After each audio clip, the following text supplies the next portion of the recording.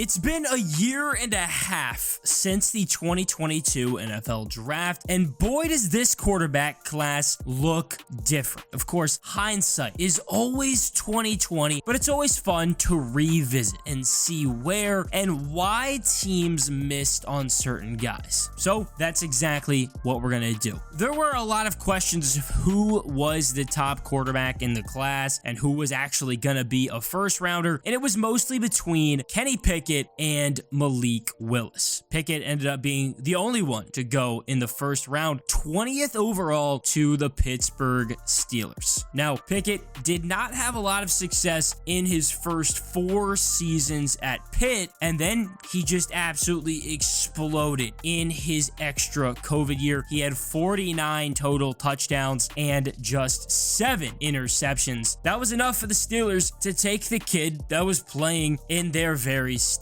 He ended up starting his rookie season as the backup to Mitch Trubisky, but that didn't last very long. He made his NFL debut in week 4 after Trubisky got benched, and it got off to a really ugly start with 3 interceptions. Still, he was named the starter for the next week, and he went on to have a pretty frustrating rookie season. He finished with 10 total touchdowns and 9 interceptions. He had a lot of struggles, but look, that's just what's usually expected from a rookie. This year, he got a full offseason as a starter, and he had real expectations to improve, and we just haven't seen too much of a jump. Through 8 weeks, he has 7 total touchdowns and 4 interceptions. Pittsburgh's offense has just been absolutely terrible, despite them actually being 5-3 somehow. Now, he may still be the best quarterback in the class looking back. There's a really real argument to be had there, but personally, I think I'd put him at 3, maybe best case 2. Desmond Ritter was the second quarterback off the board, and we had to wait a while after Pickett. He went all the way in the 3rd round, 74th overall to the Falcons. Ritter was just a winner when he played at Cincinnati. He ended up winning the AAC Offensive Player of the Year twice. He was a 4-year starter, and he had crazy last season at Cincinnati. 36 total touchdowns, 8 interceptions. He ended up taking Cincy to the college football playoff as a group of 5 team. The Falcons had signed Marcus Mariota to be their bridge quarterback, and then Mariota was benched for Ritter to start the last 4 games of the season. He ended up having 2 passing touchdowns and no interceptions. He was just fine, and that was one of the views of Desmond Ritter, is that he was going to be safe with the ball. But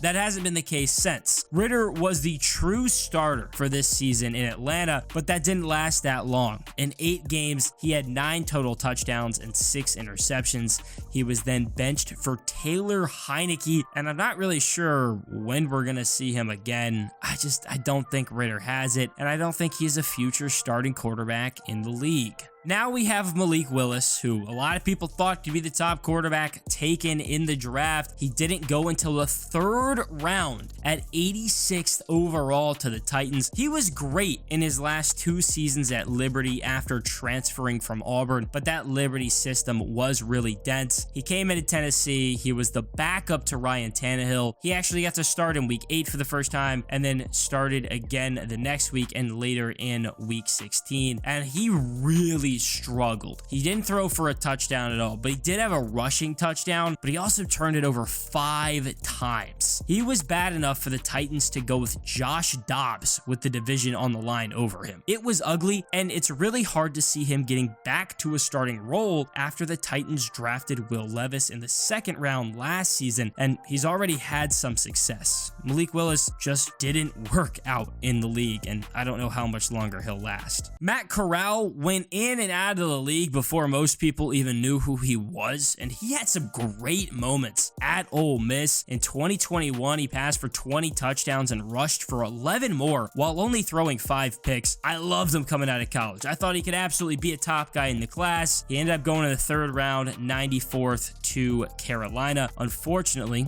he suffered a Liz Frank injury in the preseason and landed on injured reserve. He didn't make the Panthers 53-man roster this offseason after they drafted drafted Bryce Young first overall, and then he went and had a few weird little stints with the Patriots, but he is currently a free agent. Now, sticking with the Patriots, we got Bailey Zappi. He started his college career at Houston Baptist, and he was good, and then he just went absolutely nuclear at Western Kentucky. He set the FBS record for yards and touchdowns in a season. Patriots and Bill Belichick decided to take him in the 4th round, 137th overall. Zappi was the backup to Mac Jones and technically Brian Hoyer there for a minute, but actually got 2 starts as a rookie and looked pretty good. There was a short, emphasis on short, belief that he could be the future in New England, but we haven't really seen him since. In 4 games played as a rookie, he had 5 touchdowns and 6 turnovers. He was originally part of roster cuts this season, but is back on the active roster now. And I actually think he could be in the league for a while, just as a backup. You could absolutely argue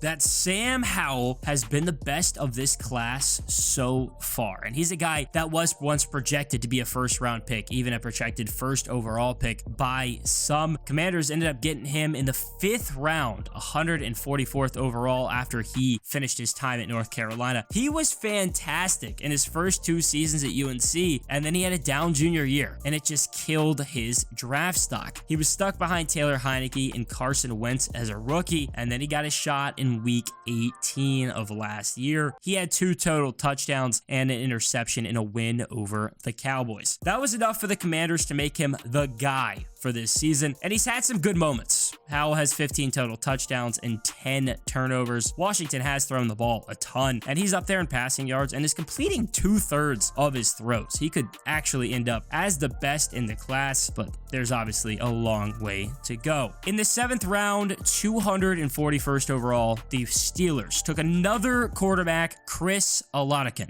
Oladikin played at USF, then Samford, then South Dakota State. He bounced around a bit in college for sure. He did not make the Steelers' 53-man roster. He was signed to the Chiefs practice squad and is actually on their practice squad right now. 6 picks later, the Dolphins drafted Skyler Thompson in the 7th round. He was at Kansas State for 6 years. When he was healthy, he was actually pretty good, but injuries just killed his draft stock. He did surprisingly start 2 games as a rookie, despite starting the season behind Tua Tagovailoa and Teddy Bridgewater, both of which just ended up dealing with injuries. So Thompson played in week 6 and week 18. He finished the regular season with 500 yards, a touchdown, and 3 interceptions. And then he actually started in the wild card round against the Bills. They were a huge underdog at Buffalo, and they ended up losing by just 3. Then this season, he is the 3rd string behind Tua and Mike White. Skyler Thompson, I think, has actually shown some pretty cool flashes, but he's just a backup when it comes down to it, I think. Then there's maybe the best in the class, certainly by statistics so far, and that is Brock Purdy. The 49ers took him 262nd in the 7th round, the last pick at the draft, making him Mr. Irrelevant, who has been all but irrelevant. He started at Iowa State for 4 seasons mostly, and was all Big 12 in each of his last 3 years. Then he got to the pros, and he was buried on the depth chart behind Trey Lance and Jimmy Garoppolo to start the season. You probably would have thought that he wouldn't have played at all, but then both of them suffered season-ending injuries, and Purdy shockingly played pretty well. In 5 regular season games, the 49ers won every single one, and Purdy threw for 1,374 yards, 13 touchdowns, and 4 interceptions, and he rushed for a touchdown as well. San Francisco ended up winning 2 playoff games, but they did then lose in the NFC Championship as Brock Purdy tore his UCL. He ended up actually having to come back into the game because Josh Johnson suffered a concussion, but Purdy just couldn't throw it. He had to have surgery after the season, but he was able to recover, return, and be named the 49ers starter going forward. Now, he has been going through a bit of a slump as of late, but there's no denying that he surprised a lot of people and had a lot of success. He started 10-0 in the regular season as a starter for the Niners, though he is now 5-3 this season. In 8 games, Purdy has passed for 2,000 yards, 12 touchdowns, 5 interceptions, and rushed for 2 touchdowns. I'm not really sure what his future looks like, but I do think that he could be a pretty good long-term starter in the league, and that alone may make him the best in a pretty disappointing draft class.